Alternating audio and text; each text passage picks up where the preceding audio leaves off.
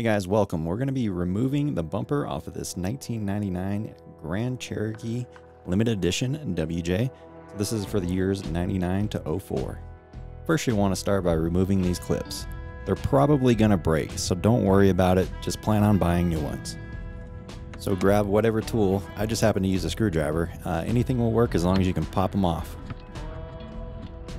Sometimes they get a little bit stubborn and you may need a pry bar. Next, carefully remove the plastic cover. You'll notice a couple of bolts there. Once removed, you can access the bolts. As you're undoing these two bolts, put a screwdriver in between it and pry it apart. It helps it come apart a lot easier. Now just repeat this on the other side.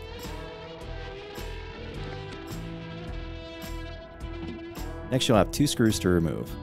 They are a size T20 Torx bit. There will be one on each side.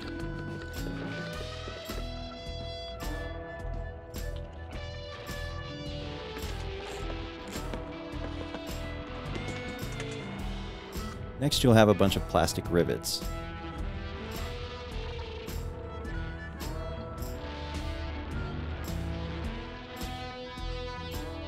These are pretty easy to remove, but be very careful when removing them, because you'll want to reuse them.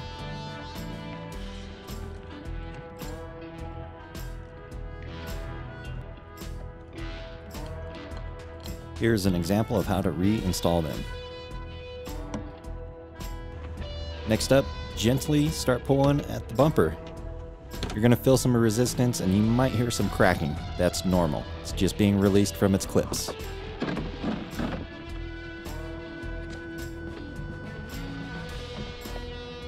Now just make your way around the bumper, carefully removing it.